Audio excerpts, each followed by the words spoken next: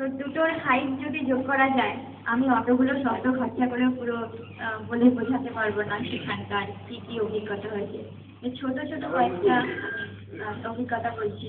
তার আগে বলবো, আমি যখন যাই, যখন ঠিক করেছিলাম যাব, তখন আমার অনেক টাকার প্রয়োজন ছিল, 22 লাখ টাকা। তো সেই টাকাটা আমাকে জোগাড় করার জন্য প্রচুর স্পন্সরশিপের জন্য বেরিয়েছিলাম। তো ওয়েস্ট বেঙ্গল গভর্নমেন্টের থেকে 5 লাখ টাকা পেয়েছিলাম, আর এলাহাবাদ ব্যাংক থেকে মাত্র 1.5 লাখ পেয়েছিলাম। বাকিটা পুরোটাই আমাকে জোগাড় করতে হয়েছে মাঠ থাকা LIC,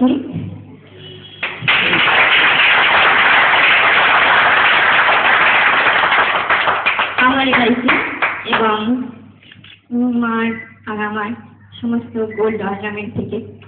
তো আমি LIC-কে বন্ধু বলবো এই জন্য, যারা অসময় থাকে পাশে তাদেরই বন্ধু বলা যায়। তো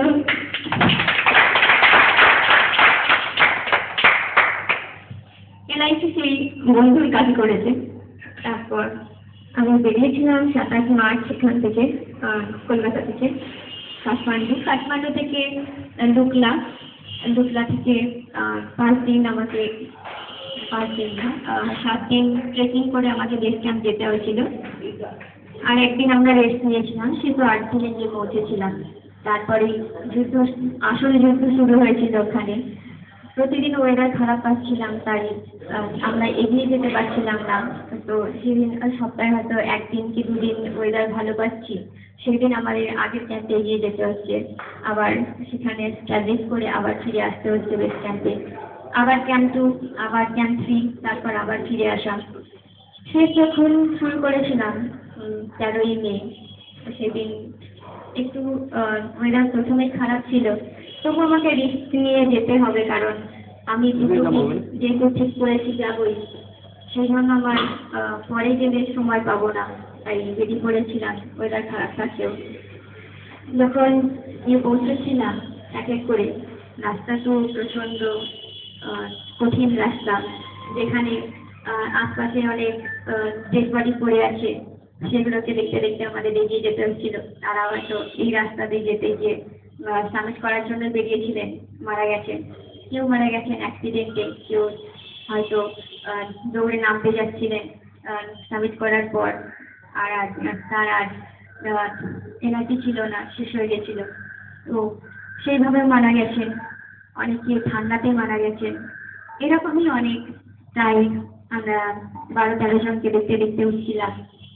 রাস্তা ছিল একেবারে স্টিপ, কখনো 70 ডিগ্রি গ্রেডিয়েন্ট, কখনো 75, কখনো আবার সেটায় বেড়ে গিয়ে 85 ডিগ্রি, আবার কখনো একেবারে 90 ডিগ্রি।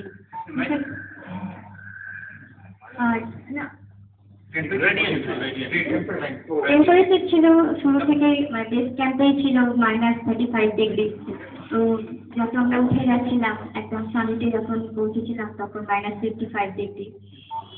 তো সেই অবস্থায় দাঁড়িয়ে থাকা কতটা কষ্টকর, সেটা তখনই যারা উঠছেন তারা বুঝতে পারবেন, সেটা তো ভাষায় বোঝানো যায় না। তো আমরা সেইভাবে উঠে যাচ্ছিলাম, যখন সামিট ক্যাম্পে পৌঁছলাম, পা রাখলাম, দেখলাম 120 কিলোমিটার/আওয়ার বেগে হাওয়া চলছে। আমরা সাধারণত এখানেই বুঝতে পারি 80 কিলোমিটার/আওয়ার যদি চলে আমাদের ঝড় উড়িয়ে দেয়, সেখানে 120 কিলোমিটার/আওয়ার।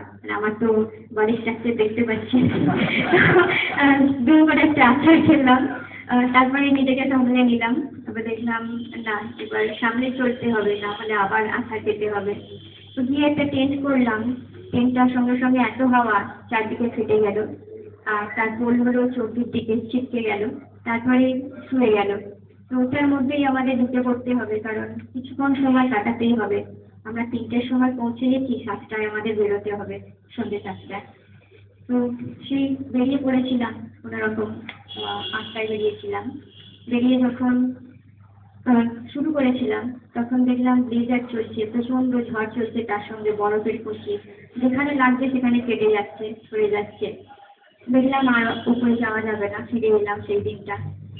আবার পরের দিন ট্রাই নিলাম, যেহেতু আগের দিন একটু রাস্তাটা চেনা হয়ে গেছে, তাই অসুবিধা হচ্ছিল না, চলে যাচ্ছিলাম। যখন গিয়ে প্রায় পৌঁছে গেছি একটা জায়গায়, আহ, যেখানে আমরা ব্যালকনি বলি, পাহাড়ের একটু জায়গা যেখানে দাঁড়িয়ে একটু রেস্ট নেওয়া যায় আর জল টল খাওয়া যায়। কারণ আমরা সারা রাস্তাতে জল খেতে পারছি না, এতটাই স্টিপ এবং এত ন্যারো রাস্তা, যেখানে হয়তো কোনো কোনো জায়গায় শুধু টো রেখেই যেতে হচ্ছে। তো সেরকম জায়গায় বেরোনোর মানে জল খাবো কি, তখন দাঁড়ানোর প্রবলেম। তখন মনে হচ্ছে জল খাওয়া শিখেই থাক, আমি আগে হেঁটে যাই, না হলে একটা ডেড বডিগুলোর মতো পড়ে থাকতে হবে। তো যখন প্রায় কাছাকাছি পৌঁছে গেছি ব্যালকনি, তখন উঠে এসে দেখলাম একজন বসে আছে, ঠান্ডায় কাঁপছেন হয়তো। তার কাছে গেলাম, একটু গরম জল দিলে হয়তো উনি সুস্থ বোধ করবে। গিয়ে দেখলাম ওনার মধ্যে আর প্রাণ নেই। আবার বেরিয়ে গেলাম এখানে, কারণ বেশিক্ষণ দাঁড়ানো চলবে না, ঠান্ডায় আমরাও জমে যাব। তো সামিটে উঠলাম, সামিট পয়েন্ট যেটা, তার আগে একটা জায়গা আছে, সাউথ সামিট বলা হয় ওটাকে। তো সেখানে হ্যাঙ্গিং অবস্থায় দেখলাম আমার রোগটা কেউ টানছে নিচে থেকে, একজন জাপানিজ মহিলা টানছিলেন বলে। তো যখনই আমি রেস্টে একটা জায়গায় দাঁড়াচ্ছিলাম, তখন টেনে ধরছিলেন। ওনাকে আমি বলতে গেলাম সবে মাত্র, একটু নিয়ে দিন, আমি উঠে যাই, তারপর আপনি টেনে উঠবেন, রোগটাকে ধরবেন। যখন বলতে যাচ্ছি, দেখলাম দিগন্তের দিকে আমার চোখ গেল। তখন দিগন্তে একেবারে পৃথিবীর অন্ধকার, আর আকাশ নীল আকাশ, যেখানে এতটুকু মেঘ নেই। আহ, মনে হচ্ছে কোনো বাচ্চা হয়তো রং ঢেলে দিয়েছে, সেই রকমই নীল। আর তার মাঝখানে পৃথিবী আর আকাশের মাঝখানে দুহাত ভরে কেউ আবির উড়িয়ে দিয়েছে। সেটা দেখতে দেখতে চলে আসছিলাম, দেখতে পাচ্ছিলাম দিগন্ত আমার পায়ের তলায়। আমরা এখানে দেখি দিগন্ত উপরে, তো তখন দেখছিলাম দিগন্ত পায়ের নিচে অনেক। সেখান থেকে পৃথিবী যেখান থেকে শুরু হচ্ছে সেখানে শেষ হচ্ছে, একেবারে নিটোল গোল। ওখান থেকে উঠে গিয়েছিলাম আবার কিছুটা রাস্তা। তারপরে হিলারি স্টেপ এভারেস্টে বলা হয় সব থেকে কঠিনতম রাস্তা। সে হিলারি স্টেপটা কোনো রকম পার করলাম, যেখানে দেখা যাচ্ছে উঠে দাঁড়িয়ে পৃথিবীর অনেক নিচে মেঘগুলো ঘুরছে, আর তার মাঝখান থেকে পিকগুলো কিছু হয়তো দেখা যাচ্ছে। আর সেখানে পড়লে আর নিজের চিহ্নটুকু পাওয়া যাবে না, সেখান থেকে লাফিয়ে পার হতে হচ্ছে। তার উপর যেহেতু রকি জায়গা, তো ক্রাম্পন পরে আমাদের বুটের নিচে যেটা কাঁটা লাগাই আমরা, সেটা পরে বরফে যতটা সুবিধা মনে হয়, পাথুরে জায়গায় ততটাই স্লিপ করে, ততটাই কঠিন মনে হয়। তো সেটা পরেই আমাদের জাম্প করে যেতে হচ্ছিল, ওই চিমনি পার হতে হলো। তারপরে তো সামিটে গিয়ে পৌঁছে গেলাম কিছুক্ষণের মধ্যে। যখন গিয়ে পৌঁছলাম, আমার অনেক অনুভূতি একসঙ্গে হয়ে গিয়ে মনে হচ্ছিল অনুভূতি হারিয়ে গেছে। তো সেখানে দেখলাম অনেক বেশি মেঘগুলো ঘুরছে, যেরকম সেই গল্পে শুনেছিলাম স্বর্গের কথা, মনে হচ্ছিল স্বর্গে পৌঁছে গেছি। আর যখন বসে ফটো তুললাম, মনে হলো আমি একদিনের জন্য পৃথিবীর রানী হয়ে গেছি হয়তো।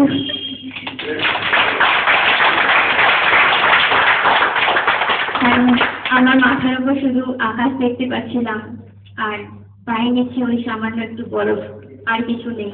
আর পৃথিবীর নিচে পর্যন্ত দেখা যাচ্ছে না, শুধু মেঘ দেখা যাচ্ছে। ওখান থেকে নেমে এসেছিলাম আবার সাউথ সামিট ক্যাম্পে। ওখান থেকে আবার লড়তে শুরু করেছিলাম। লড়তেটা আরো বেশি কঠিন। সেখানে শুরু থেকেই 85 ডিগ্রি গ্রেডিয়েন্ট, যেখান থেকে আরো উপরে গেলে 90 ডিগ্রি হয়ে যাচ্ছে। তো সেই জায়গায় ক্রমাগত একই রকম উঠে যেতে হচ্ছিল। ফুলওয়ার ছিল, ফুলওয়ারের মধ্যে দিয়ে যেতে হচ্ছিল, দুটো পাহাড়ের মাঝখানে নালার মতো জায়গা, যেখানে বরফ জমতে পারে না। একটু মোটা হয়ে জমলেই, হয়তো পায়ের শব্দ করলেই সেটা নেমে আসে অ্যাভালাঞ্চ হয়ে। তো খুব সাবধানে এগিয়ে যেতে হচ্ছিল, সব দিকে খেয়াল রেখে। যখন প্রায় পৌঁছে গেছি 20 ফিট নিচে, তখন দেখলাম একটা ডেড বডি পড়ে আছে। সেটাকে সেটার উপরে পা রেখেই আমাকে যেতে হবে, কারণ আর কোনো রাস্তা নেই। উনি মানে একেবারে রাস্তার উপরেই পড়ে আছেন। আর যেখানে হয়তো টুয়ের অর্ধেক অংশ ওখানে রেখে মাত্র পার হতে পারবো। তো সেই রকম অবস্থায় যদি না যাই, ওনার হাতের উপর পা রাখতে হলো। না রাখলে হয়তো আমিও পড়ে যেতাম নিচে। আর ওখানে কিছু ধরার মতো জায়গা নেই, যেখানে আমি কিছু ধরে উঠবো। একেবারেই দু হাত ছেড়ে ব্যালেন্সে উঠতে হচ্ছিল। যেখান থেকে পড়লে 8,516 মিটার নিচে একবারে গড়িয়ে যাব। তো খুব সাবধানে উঠে গেলাম, উঠে দেখলাম আর এতটুকু জায়গা নেই। এভারেস্টে যেরকম 15 জন দাঁড়ানোর মতো জায়গা আছে, ওখানে এতটুকু জায়গা নেই। দুজন মাত্র কোনো রকম ব্যালেন্সে দাঁড়াতে হবে, তাই দাঁড়িয়ে ফটো তুললাম। কারণ আমাদের সামিটের ছবি নিয়ে এসে দেখাতেই হবে, প্রমাণ দেখাতে হবে, না হলে কেউ বিশ্বাস করবেন না আমরা উঠেছি আর তার স্বীকৃতিও থাকবে না। এত টাকা খরচা করে যাওয়াটাই বেকার। তো সেই ফটো তুলে নিয়ে আবার নিচে নামতে শুরু করলাম। ভাবলাম একটু ভয় ছিল তখন, এতটা উঠে গেছি, উঠে তো যে নাম সহজ মনে হলো, কিন্তু নামতে পারবো তো? নামাটা আরো কষ্টকর। তখন এনার্জি একেবারেই শেষ বিন্দুতে থাকে, আর রাস্তাটাও খুব কঠিন। কিন্তু দেখলাম তখন সানরাইজ হয়ে গেছে। সানরাইজটা যখন ওখান থেকে দেখছিলাম তখন মনে হচ্ছিল দুটো পাহাড়ের মাঝখানে দু হাত তুলে কোনো একটা পৃথিবীর সব থেকে বড় হীরাখণ্ডটা যেন কেউ হাতুড়ে তুলে ধরছে। তো সেটা দেখে মনে হলো আমার হয়তো জীবনের সব থেকে যে জিনিসটা ভালো জিনিস সেটা দেখলাম, আর কখনো দেখতে পাবো কিনা। তারপরে নেমে এসেছিলাম। যখন সামিট ক্যাম্পের কাছে এসেছি দেখলাম দুজনের সঙ্গে দেখা হলো, খুব বয়স্ক। তারা উঠে গেলেন আমাদের সঙ্গে কথা বলে। আরো 8 ঘন্টা নিচে নামার পর শুনলাম একজন মারা গেছেন ওপরে। আমরা ধরে নিলাম ওই দুজনের মধ্যে একজন, কারণ সেদিন আমাদের আগে পিছনে কেউ ছিলেন না, শুধু আমি আর আমার শেখবা দুজনেই। তারপরে নেমে এলাম একদম বেস ক্যাম্প থেকে একদম লুকলা থেকে কাঠমান্ডু, তারপরে তো কলকাতায়। তারপরে তো কি হলো আপনারা সবাই জানেন। এখন যে সবাই পাহাড়ের কথা ভাবছেন সেটা আমাদের কাছে অনেক, কারণ এতদিন আমরা দেখেছি শুধু ফুটবল আর ক্রিকেট এটা নিয়েই সবাই মেতে থাকেন। তো তার পাশাপাশি যে আমাদের এই পাহাড়কে চিন্তা করছেন সেটা আমাদের কাছে অনেক। তো ধন্যবাদ। আর সবাইকে রিকোয়েস্ট করবো তারাও যেন প্রকৃতির মাঝখানে একবার যান, কারণ যখনই ফ্রাস্ট্রেশন আসে আমাদের তো সারাদিনই দৌড়তে হয় ইঁদুর বেড়ালের মতো নিজেদের পেশায় অথবা পড়াশোনার মাধ্যমে। যদি আমরা প্রকৃতির মাঝখানে কিছুক্ষণ গিয়ে থাকি, তখন আমার মনে হয় প্রকৃতি এমন একজন শিক্ষক, সমস্ত কিছু শিখিয়ে দেন। তার কঠিন থেকে কঠিনতম রাস্তা যদি চলতে হয়, সেখান থেকে বেরিয়ে আসার রাস্তা একমাত্র প্রকৃতি দেখিয়ে দেন। ধন্যবাদ।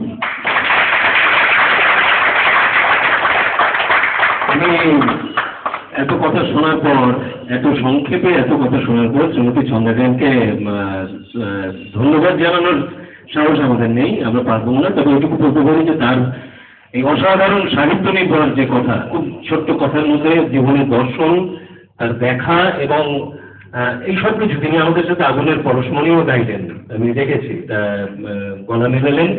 তার এই অভিজ্ঞতা এবং আমাদের সাথে এইটুকু সময় কাটানোর অভিজ্ঞতা আমাদের কাছে, আমরা যারা এখানে উপস্থিত আছি, নিশ্চিতভাবে জীবনকে অন্যভাবে দেখবার একটা সাহস যোগাবে, এটা আমি নিশ্চিত। এই জন্য আমাদের অন্তরের সমস্ত সবার পক্ষ থেকে এটুকু বলতে পারি যে আমাদের সমস্ত শ্রদ্ধা, আমাদের সহমর্মিতা, আমাদের সহযোগিতা, আমাদের আশা সবকিছুই ওনার বাকি জীবনের যা যা অ্যাক্টিভিটিস আরো থাকবে, উনি নিশ্চয়ই এখানে থেমে থাকবেন না, সেটা আমাদের সবটা ওনার সাথে রইল, যে কোনো ভাবে আমরা ওনার সাথে রইল। এটুকু বলতে পারি। আমরা আগামী আর মিনিট 5-7 মধ্যেই আমরা আমাদের অনুষ্ঠান শেষ করব খুব দ্রুত, কারণ জানেন আমাদের পাশের ব্রাঞ্চ ডিএবি তাদেরও অনুষ্ঠান আছে, আমরা সবাই ওখানে পার্টিসিপেট করবো, খুব দীর্ঘায়িত করা যাবে না।